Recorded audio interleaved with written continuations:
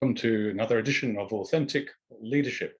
Speaking for authentic leadership is a subject which I'm very passionate about. It's very close to my heart.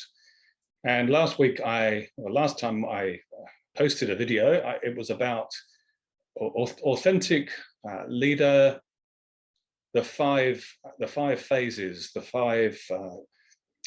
five parts to it. And I've had feedback that 5 is too many, that 3 was probably sufficient. However, I trust that you can replay the video I did last time, and you'll be able to find that the 5 are actually quite useful.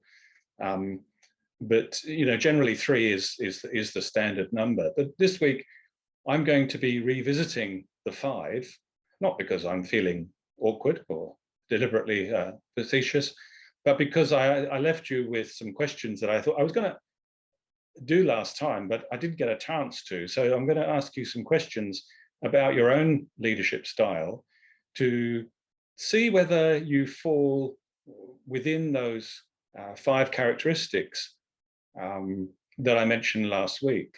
So here's the first question. Regarding your purpose, what do you do that creates value for others? And you can only answer this for yourself. So this is like a self-reflection. What can you do that creates value for others? And secondly, again, related to purpose and passion, why do you do what you do? Why do you do what you do? And if your answer is, oh, well, that's for the money, or because I need to pay the rent, etc., then clearly it's not really related to purpose and passion. So give yourself some opportunity to reflect on that one. The second question was around values. He spoke about values and principles. So what are your 4 critical values? And really the 4 critical values for doing good work. I think that's really important. And what actions or decisions demonstrate your values. So what I'll do next is, well, I'll be sharing my screen with you today. But first of all, I just want to finish off these 5. But I thought this one particular one, this is the next one, is one that I really wanted to focus on. And that is, know if you have the heart for leadership. What do I mean by that? Well, it's to do with why should people be led by you, first of all, and how can you enable others to become successful? Because if you're coming from the heart, your focus is not on yourself, it's on others. So that's the one that I really want to focus on this week. I've called it authentic leadership, leading with the heart, and leading from a sense of courage, and they're linked. The relationships was another aspect from last time. Who do you hire? Your team members. Who do you hire? Who do you fire? Who do you cultivate? Who do you develop? Who do you promote? And regarding your customers and your partners, how do you choose them? And what lifetime value can you offer them? And finally, there was this element of self-discipline. All leaders have this strong, disciplined focus that enables them to get the job done. And it's the 5th aspect. So what are your weaknesses in regard to self-discipline? And what are your actions that will help to mitigate those weaknesses? In other words, what could you do to overcome those ones? For example, if communication is a weakness, start by meeting people and chatting with them.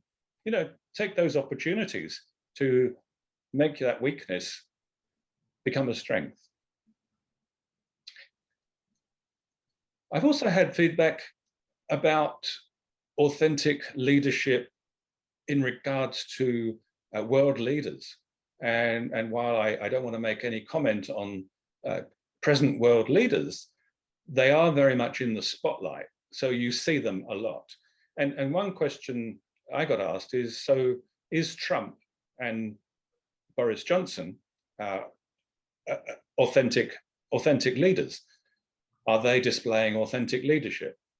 And from one perspective, you know, they are being authentic to themselves. They are who they are, and that's what they bring to work.